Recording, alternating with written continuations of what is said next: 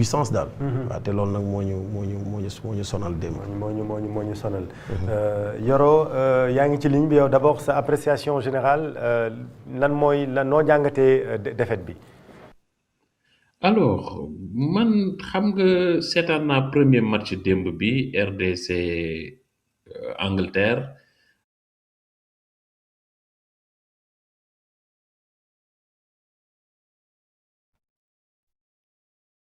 dañ leen sëpp 90 minutes anglais yi nekk seen camp di leen pousser di leen à un moment tu craques mais ñun on a le match en main ñee ils ne font rien ils n'existent pas tu quand même t'arranges à perdre le match parce que équipe bi day effrité wu au fil des minutes au fil des minutes au fil des minutes au fil des minutes passe yu yomb ñu koy ñàkk mais foofu mooy rôle entraîneur dëgg-dëgg xam nga man samay wax du neex moo tax je parle pas beaucoup ci média yi parce que man duma jël xaalisu nit xawma nit duma dem kër nit je dis la vérité soxlaluma kenn je suis libre mais pour man on n'a pas un entraîneur sur le banc de l'équipe nationale du Sénégal qui peut jouer un quart de finale de Coupe du Monde dans n'importe quel pays nag du rek Sénégal mënul entraîner France mënul entraîner Belgique mënul entraîner Italie mënul entraîner Brésil mënul entraîner parce que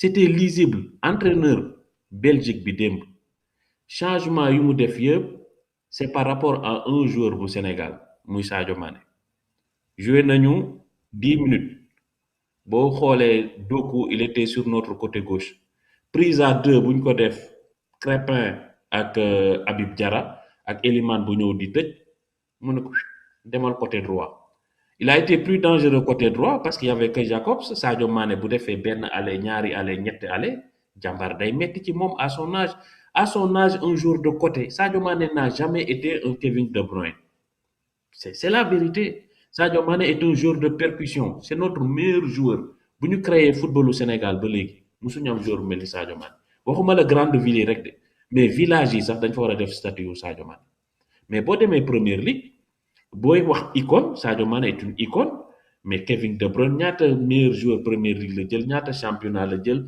c'est quand même le top du top du top en matière de relation avec le ballon passe ak lépp mais bu ñu joué 56 minutes à booy De Bruyne mais Rudi Garcia da ko génne Mbappé day toog France lu tax Sadio Mané moom du toog Sénégal démb ci prolongation yi lañ ko génnee il a fait 45 bonnes minutes il a fait une passe mais bu ñu joué 60 minutes une heure de temps génne ko contrairement à Pape Thiaw Rudi Garcia a démarré avec une équipe jeune jël De Bruyne teg ko moom rek mooy ancien bu mu demee deuxième mi-temps mu génne ko bu muy lancer Lukaku il fait quoi il met Luka Bacchio xam na ne moom c'est pas un joueur de percussion comme Doku mais il a besoin de centre parce que Lukaku gaawatul te De Bruyne bu ko passé espace bi mënul daw jël ko mu jot koo xam ne day centre dugal Moreira après aussi il met Meunier moo centre premier bi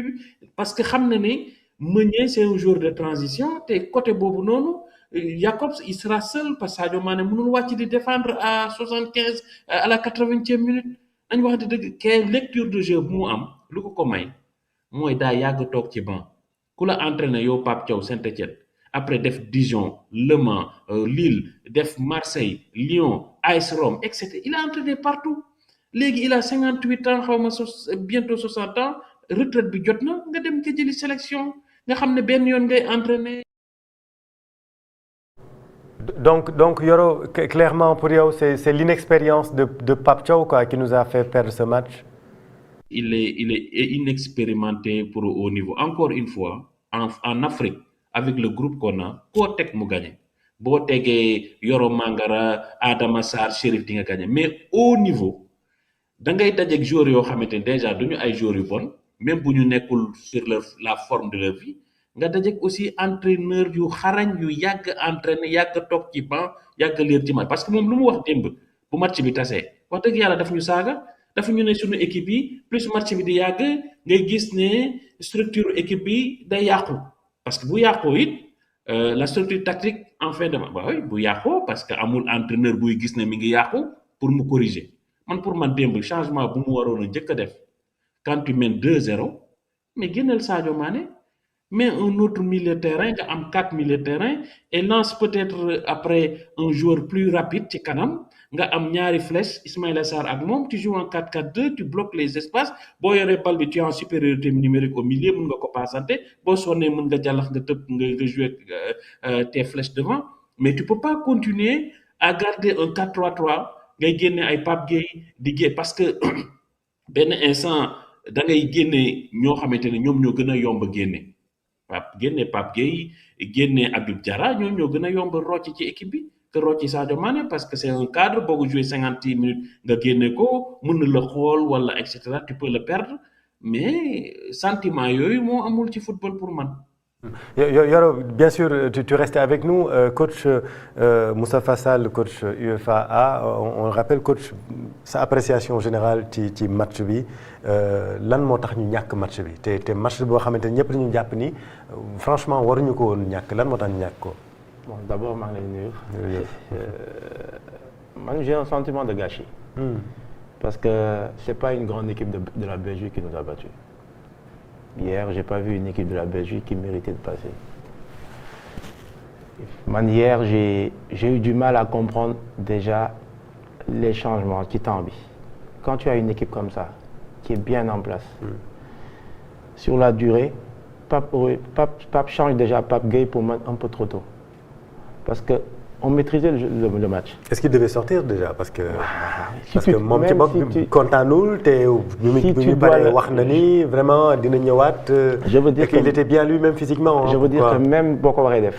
ci man dafa teel. Parce que tu maîtrisais le match. Hier, très honnêtement, jusqu'à la 80e minute, tu ne peux pas dire que le Sénégal ne peut pas passer. Je ne voyais pas comment la Belgique comment fan la ñu mën a jaar. Déjà, et bu ma defee analyse bi dama naan hier sur le rapport de force yaa ko gagné ci milieu de terrain bi. Le Sénégal hier sur le milieu de terrain on a déjà gagné le rapport de force. boo xoolee booy defaat retour bi on a sorti suñu milieu de terrain yëpp te mooy base de équipe. mooy équilibre équipe. Donc en fait on a perdu le fil à partir de bu mu commencé changer rek on commençait à perdre le fil un peu petit à petit ngay génnee par benn en fait l'équilibre. Et tu as l'impression qu'en fait, après, doute ñëw. Xam nga maa ngi la koy wax avant le match. Je disais qu'on a l'ascendant psychologique. Parce que tu finis 3e, tu étais presque éliminé. Tu es qualifié. La Belgique avait l'obligation même de gagner. Te hier, da ngay sentir crainte Belgique par rapport au Sénégal. C'est vrai. Sur le bloc bi, ci lépp da ngay sentir crainte. Donc